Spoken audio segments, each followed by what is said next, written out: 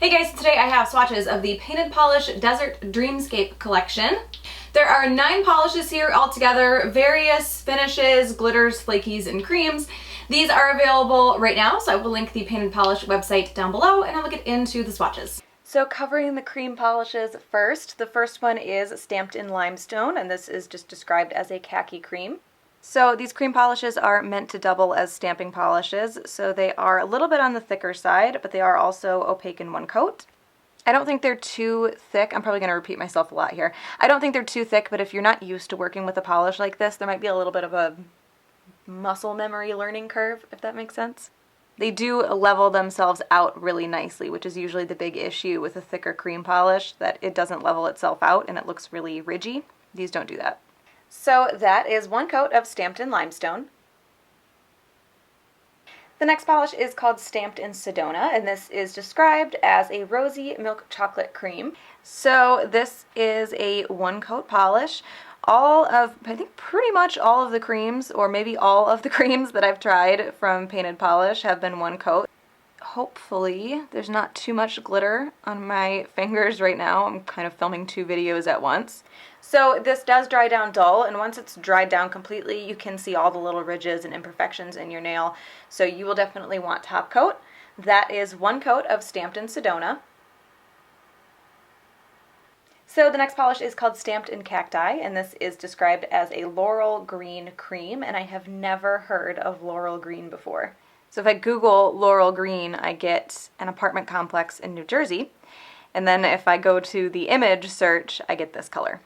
So this is another one coater. This is another one of the doubles as a stamping polish style polishes that Painted Polish does.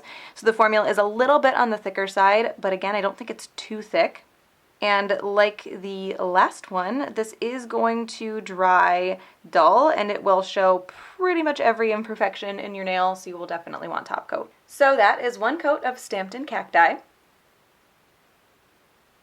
The next polish is called Sandstone Sanctuary, and this is described as having red, gold, and copper color-shifting flakies in a khaki crelly base. Now, since Stamped in Limestone and this were both described as khaki, I do want to stick the two together so you can see the difference in the base color. So this one would be a much darker khaki. It is a bit sheer on that first coat. There are a pretty decent amount of flakies coming out though. So this one does start to build up on that second coat. I think I'm still going to do a third though. Oh, it's debatable. Yeah, I'm still going to add a third. I have a little bit of nail line showing that I want to cover up. Since these are flakies, they're going to dry smooth, so you won't need top coat to smooth any texture out. I recommend it anyway, and you won't have any issues with removing them either. So this one does cover completely in 3 coats, and I do get a little bit better of a color out of that third coat as well. I mentioned that you won't need top coat to smooth anything out, and that the flakies won't be difficult to remove. Sometimes these flakies can stick to the skin when you're removing the polish, but they shouldn't have to be scrubbed off the nail. So that is 3 coats of Sandstone Sanctuary.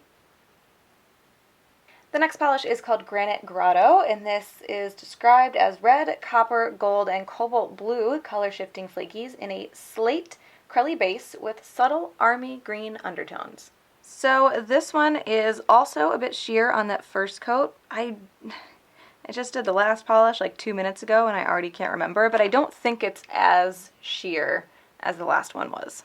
And a good amount of flakies coming out. I really like those blue flakies in there. And good formula on this one as well. So this one I think covers completely for me in 2 coats.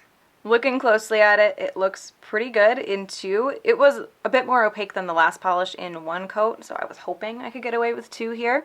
And just like the last one, no texture from those flakes, but you will want top coat anyway. And right after I said no texture from those flakes, I got a pretty tall flake come out on my pinky finger. So maybe the possibility of some texture from a flake or 2, but you should be wearing top coat anyway. So that is 2 coats of Granite Grotto. The next polish is called Red Rock Retreat, and this is described as red, gold, and copper color-shifting flakies in a baked terracotta crelly base. And I wanted to put this next to Stamped in Sedona so you can see the difference in the base color. So this one is a little bit sheer on the first coat, but pretty opaque It sounded like I said first goat. It's pretty opaque for being acrylic. And a good amount of flakies coming out of this one as well. And good formula. So this one does cover completely in 2 coats, and that second coat does deepen the color a bit as well. Like the other flaky polishes, it will dry relatively smooth. It's possible that you get a larger flaky that has a little bit of texture, but just one normal coat of top coat will take care of that. I haven't seen any in this polish. So far the flakies in this polish have seemed a little bit smaller or more broken up than the other polishes like this. So that is 2 coats of Red Rock Retreat. The next polish is called Desert Dreamscape, and this is described as a camel scattered hollow with added silver holographic glitters. So this one is a bit sheer on that first coat. The holographic in here is definitely there. You can definitely see it.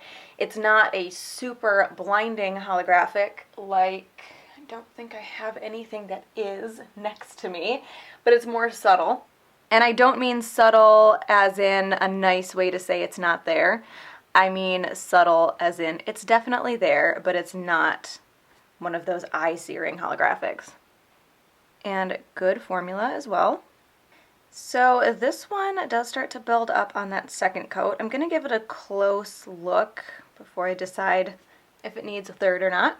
I think it looks pretty good right now, but it is right on the edge of needing a third coat. So I'm going to wait until it's fully dry before I make my final call. You will have a very, very, very slight texture from that added holographic micro glitter that's in there, but there's not much of it. It's not going to be terrible. You should use top coat anyway. Okay, so this looks pretty good in 2 coats for me. I do think it's right on the edge of needing a third, so depending on your application, what your nails look like, you might need a third coat. But for me, I'm good in 2. That is 2 coats of Desert Dreamscape. The next polish is called Olive Oasis, and this is a nude micro glitter and an olive crelly base. So this one is a bit sheer on that first coat, but there is a lot of glitter in there.